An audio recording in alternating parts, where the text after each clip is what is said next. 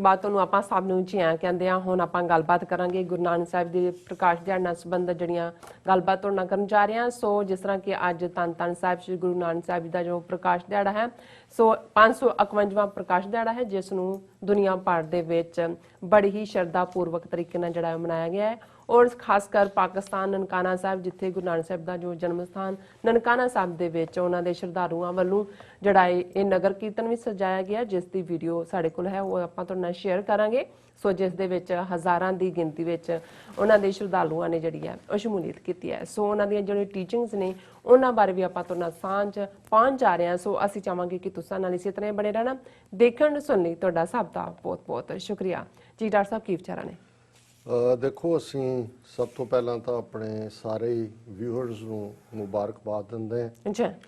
बाबा नानक दी उस धरती दे उत्ते आमद, जदों असी पाकिस्तान दी धरती नूं पाक धरती कहंदे हां, ते इसलिए कि गुरु नानक साहब उत्थे ही प्रकाशमान होए ननकाना साहब दे मुकाम ते 551 साल पहला, और उसे धरती ते ही उन्होंने फिर अपना उस धरती नूं अलविदा किया, परदापोश होए करतारपुर साहब की धरती जिथे उन्होंने 18 साल जिंदगी दे गुजारे। और ननकाना साहब सिर्फ जन्म स्थान नहीं है, उत्थे 6-7 गुरुद्वारा साहब जिथे उन्हां दी स्कूलिंग हुई, स्कूल गए, जिथे उन्होंने खेतों दे विच मझां चारियां, और जिथे उन्होंने सच्चा सौदा किया, उन्होंने होर कौतक गुरु नानक साहब दे जिहड़े ने उस धरती दे नाल जुड़े हुए ने। और ये भी एक यूनीक जदों असी सांझां दी गल करदे हां ते फिर ये भी सांझ राय बुलार बहुत वार ये हुंदा है कि किवें मजहबां दी सख्त कंध जिहड़ी है वो किसी नूं दूसरे कंध दे पासे नहीं देखण दिंदी, पर इत्थे ये सांझ जिहड़ी इस्लाम और सिੱਖੀ दी है बाबे नानक दे नाल ही उहदी शुरुआत हुंदी है। सब तो पहला उन्हां दे डिवाइन रूप नूं, उन्हां दे रब्बी रूप नूं उन्हां दी वड्डी भैण जिन्हां नूं बेबे कहंदे सी, बेबे नानकी ने पछाणिया। ते असीं जे दूसरा सिख कोई गुरु नानक दा कहंदे हैं, मनदे हैं, तां ओह राय बुलार भट्टी ने। राय बुलार भट्टी कोई छोटा चीज़ नहीं सी। ये सारा जिथे अज ननकाना साहब है और ये इन्हां दे वडेरे राय भोए ने जिहड़ा इस तलवंडी राय भोए दी तलवंडी नूं कहंदे सी, इहनूं वसाया सी।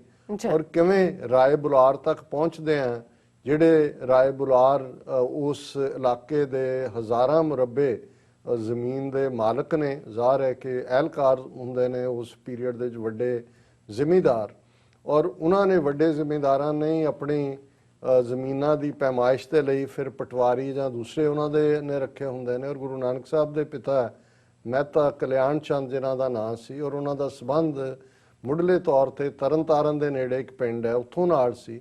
ਲੇਕਿਨ ਉਹ ਉਹਨਾਂ ਦੇ ਉਸ ਜ਼ਮੀਨ ਦੇ ਵਿੱਚ ਜਿਹੜੇ ਨੇ ਐਜ਼ ਏ ਪਟਵਾਰੀ, ਔਰ ਉਹਨਾਂ ਦਾ ਆਪਸੀ ਪਿਆਰ ਵੀ ਸੀ। ਰਾਏ ਬੁਲਾਰ ਇੱਕ ਰੂਹਾਨੀ ਸ਼ਖਸੀਅਤ ਸੀ, ਔਰ ਰਾਏ ਬੁਲਾਰ ਨੇ ਜਿਹੜਾ ਗੁਰੂ ਨਾਨਕ ਸਾਹਿਬ ਵਿਚਲੀ ਰੂਹਾਨੀਅਤ, ਜਿਹੜੇ ਰੱਬ ਦੇ ਵਿੱਚ ਈਮਾਨ ਰੱਖਣ ਵਾਲੇ ਹੁੰਦੇ ਨੇ, ਉਹਨਾਂ ਨੂੰ ਫਿਰ ਅਸੀਂ ਗੁਰੂ ਨਾਨਕ ਸਾਹਿਬ ਦਾ ਬਚਪਨ 16 ਸਾਲ ਤੱਕ ਦਾ ਅਸੀਂ ਦੇਖਦੇ ਹਾਂ, ਜਿੱਥੇ ਉਹਨਾਂ ਦਾ ਪਿਤਾ ਉਹਨਾਂ ਨੂੰ ਇੱਕ ਸਧਾਰਨ ਬੱਚੇ ਵਾਂਗ ਦੇਖਦੇ ਨੇ, ਜਿਹੜਾ ਫਾਇਦਾ ਨਹੀਂ ਕਰਦਾ ਜਾਂ ਕੋਈ ਕਮਾਈ ਨਹੀਂ ਕਰਦਾ, ਪਰ ਰਾਏ ਬੁਲਾਰ ਉਹਨਾਂ ਨੂੰ ਉਸ ਡਿਵਾਈਨ ਰੋਸ਼ਨੀ ਦੀ ਤਰ੍ਹਾਂ ਦੇਖਦੇ ਨੇ ਕਿ ਕਿਵੇਂ ਉਹਨਾਂ ਦੇ ਅੰਦਰ ਰੱਬ ਦਾ ਜਿਹੜਾ ਜਲਵਾ ਹੈ ਉਹ ਹੈ, ਔਰ ਬਹੁਤ ਸਾਰਾ ਉਹਨਾਂ ਦੇ ਬਚਪਨ ਦਾ ਉਹਦੇ ਨਾਲ ਜੁੜਿਆ। ਔਰ ਇਹ ਵੀ ਇੱਕ ਸਾਡੀ ਰਵਾਇਤ 'ਚ ਹੈ ਕਿ ਜਿਹੜੀ ਜ਼ਮੀਨ ਜਿਹੜੀ ਰਾਏ ਬੁਲਾਰ ਦੇ ਕੋਲ 1500 ਮੁਰੱਬਾ ਜ਼ਮੀਨ ਸੀ, ਉਸ ਨੇ ਅੱਧੀ ਜ਼ਮੀਨ ਗੁਰੂ ਨਾਨਕ ਸਾਹਿਬ ਦੇ ਨਾਂ ਦੇ ਉੱਤੇ ਕੀਤੀ। ਨਾਨਕਾਣਾ ਇਹਦਾ ਨਾਂ ਰੱਖਿਆ, ਉਹਨੇ ਕਿਹਾ ਹੁਣ ਰਾਏ ਭੋਏ ਦੀ ਤਲਵੰਡੀ ਨਹੀਂ ਹੈ, ਇਹ ਨਾਨਕਾਣਾ ਹੈ, ਜਿਸ ਦੀ ਉੱਤੇ ਨਨਕਾਣਾ ਸਾਹਿਬ ਇਹ ਬਣਦਾ। ਔਰ ਅੱਜ ਵੀ ਸਾਰਾ ਨਨਕਾਣਾ ਸਾਹਿਬ ਜਿਹੜਾ ਕਸਬਾ ਹੈ ਉਸ ਜ਼ਮੀਨ ਦੇ ਰੈਵਨਿਊ ਦੇ ਰਿਕਾਰਡ 'ਚ, ਹਾਲਾਂਕਿ ਇਹਦੇ 'ਤੇ ਕੇਸ ਵੀ ਚੱਲਿਆ, ਉਹਨਾਂ ਦੇ ਕਿਸੇ ਪਰਿਵਾਰ ਵਾਲੇ ਨੇ ਪਾਕਿਸਤਾਨ ਸੁਪਰੀਮ ਕੋਰਟ ਤੱਕ ਗਿਆ ਜੀ, ਸਾਡੇ ਵਡੇਰੇ ਨੇ ਇਹ ਠੀਕ ਨਹੀਂ ਸੀ ਕੀਤਾ। ਉਹਨਾਂ ਨੇ ਕਿਹਾ ਨਹੀਂ, ਇਹ ਨਾਨਕ ਦੀ ਜ਼ਮੀਨ ਹੈ, ਇਹ ਨਾਨਕ ਆ। ਸੋ ਮੈਂ ਸਮਝਦਾ ਵੀ ਉਹ ਜਿਹੜੀਆਂ ਸਾਂਝਾਂ ਰਾਏ ਬੁਲਾਰ ਦੀਆਂ, ਔਰ ਭਾਈ ਗੁਰਦਾਸ ਜੀ ਨੇ ਜਿਹੜੇ ਪ੍ਰੋਮੀਨੈਂਟ ਸਿੱਖਾਂ ਦਾ ਜ਼ਿਕਰ ਕੀਤਾ, ਉਹਦੇ 'ਚ ਰਾਏ ਬੁਲਾਰ ਦਾ ਨਾਂ ਵੀ ਹੈ। ਭਾਈ ਮਰਦਾਨਾ, ਇੱਕ ਬਾਬਾ ਅਕਾਲ ਰੂਪ, ਦੂਜਾ ਰਬਾਬੀ ਮਰਦਾਨਾ। ਰਬਾਬੀ ਮਰਦਾਨਾ ਕਿਵੇਂ ਉਹਨਾਂ ਦਾ ਸਫ਼ਰਾਂ ਦਾ ਸਾਥੀ, ਜਿੱਥੇ ਵੀ ਗਏ ਨਾਲ ਨੇ ਲਗਭਗ 50,000 ਮੀਲ ਤੋਂ ਜ਼ਿਆਦਾ ਦਾ ਸਫ਼ਰ ਕੀਤਾ ਹੈ। ਇਹ ਸਾਂਝ ਔਰ ਮੈਂ ਸਮਝਦਾ ਵੀ ਅੱਜ ਵੀ ਜੇ ਨਨਕਾਣਾ ਸਾਹਿਬ ਔਰ ਕਰਤਾਰਪੁਰ ਸਾਹਿਬ ਪਾਕਿਸਤਾਨ 'ਚ ਵਾਕਿਆ ਨੇ, ਉਸ ਪਾਕ ਧਰਤੀ ਤੇ ਨੇ, ਇਹ ਵੀ ਇੱਕ ਸਾਂਝ ਹੈ। ਜਦੋਂ ਇੱਕ ਪਾਸਿਓਂ ਅਸੀਂ ਬ੍ਰਾਹਮਣਵਾਦੀਆਂ ਦੇ ਹੱਥਾਂ ਜਿਨ੍ਹਾਂ ਨਾਲ 47 'ਚ ਸਾਡੀ ਲੀਡਰਸ਼ਿਪ ਨੇ ਕਿਸਮਤ ਜੋੜੀ, ਖੱਜਲ ਖੁਆਰ ਹੋਏ, ਤੇ ਜੇ ਸਾਨੂੰ ਠੁੰਬਣਾ ਮਿਲਿਆ, ਕੋਈ ਸ਼ੱਕ ਨਹੀਂ ਹੈ ਕਰਤਾਰਪੁਰ ਸਾਹਿਬ ਦਾ ਕੋਰੀਡੋਰ ਖੋਲ੍ਹਣਾ 1 ਸਾਲ ਪਹਿਲਾਂ ਸਿੱਖ ਪਾਵਰ ਨੂੰ ਰੈਕਗਨਾਈਜ਼ ਕਰਨਾ ਵੀ ਸੀ। ਔਰ ਇਮਰਾਨ ਖਾਨ ਦੀ ਹਕੂਮਤ ਭਾਵੇਂ ਵੱਖਰੇ ਚੈਲੰਜਸ ਚੋਂ ਅੱਜ ਗੁਜ਼ਰ ਰਹੀ ਹੈ, ਪਰ ਹਿਸਟਰੀ ਜਿਹੜੀ ਹੈ, ਹਿਸਟਰੀ 'ਚ ਜੋ ਕੋਈ ਕਰ ਜਾਂਦਾ ਹੈ ਉਹ ਰਹਿੰਦਾ, ਉਹਦਾ ਅੱਜ ਕੀ ਹੈ ਕੱਲ ਨੂੰ ਕੋਈ। ਔਰ ਇਹ ਇੱਕ ਬਹੁਤ ਵੱਡਾ ਇਕੱਲਾ ਇਹ ਨਹੀਂ ਹੈ ਕਿ ਵੀ ਇਹ ਸਾਡੀਆਂ ਦੁਆਵਾਂ ਕਰਨ ਲਈ ਰਿਲੀਜੀਅਸ ਥਾਂ ਖੋਲ੍ਹਣਾ ਹੈ।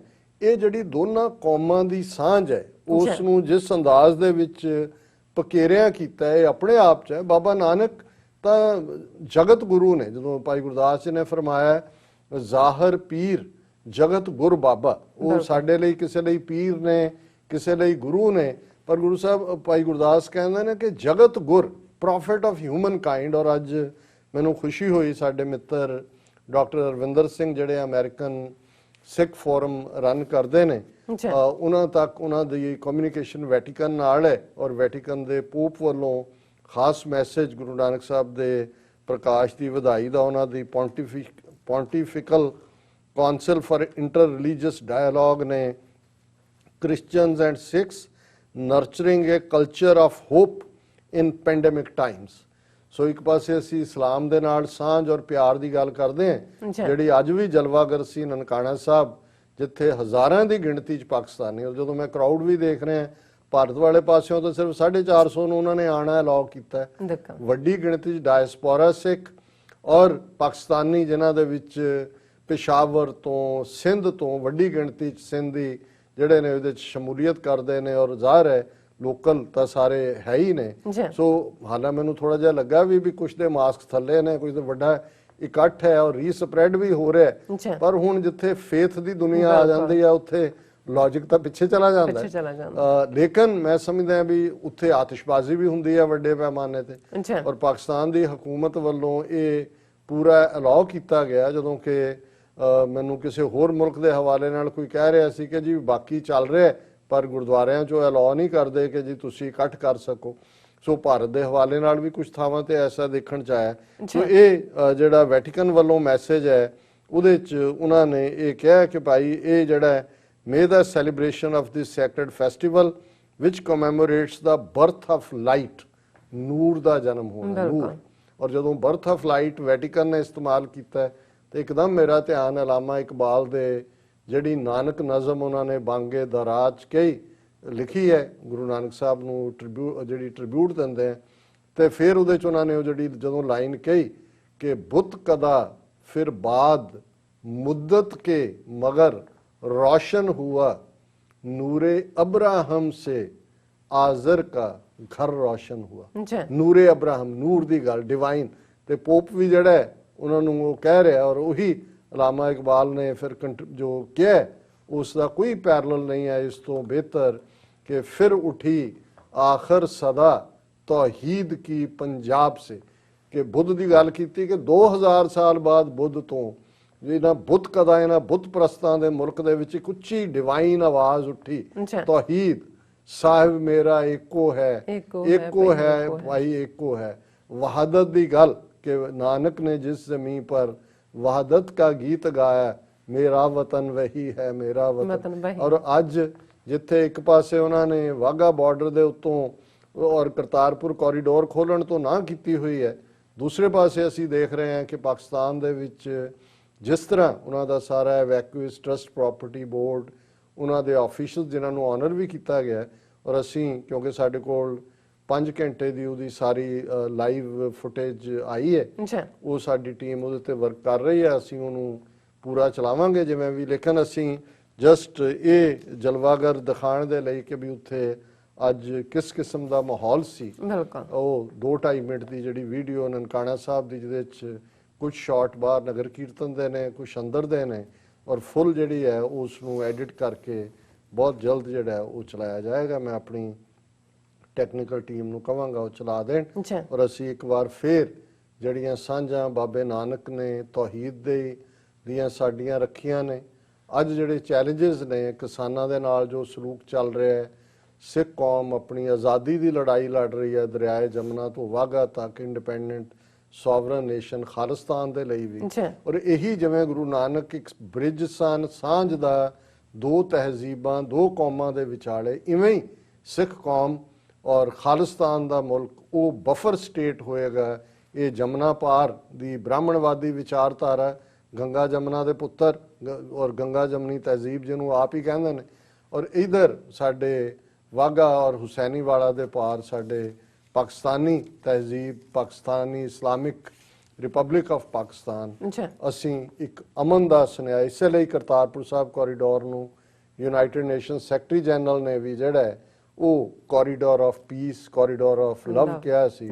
ਔਰ ਬਾਬਾ ਨਾਨਕ ਨੇ ਦੋਨਾਂ ਨੂੰ ਆਪਣੀ ਗਲਵਕੜੀ 'ਚ ਲੈ ਕੇ ਜਦੋਂ ਨਾ ਕੋ ਹਿੰਦੂ ਨਾ ਮੁਸਲਮਾਨ ਦੀ ਗੱਲ ਕੀਤੀ ਸੀ, ਤੇ ਇਹ ਪਿਆਰ ਦਾ ਸੁਨੇਹਾ ਸੀ ਗੁਰੂ ਨਾਨਕ ਸਾਹਿਬ ਦਾ ਕਿ ਭਾਈ ਆਓ ਸਭਨਾ ਜੀਆਂ ਕਾ ਇੱਕ ਦਾਤਾ ਸੋ ਮੈਂ ਵਿਸਰ ਨਾ ਜਾਈ। ਸਾਰੀ ਕ੍ਰੀਏਸ਼ਨ ਦਾ ਖਾਲਕ ਪਾਲਕ ਇੱਕ ਰੱਬ ਹੈ, ਉਹ ਨਾ ਭੁੱਲੇ।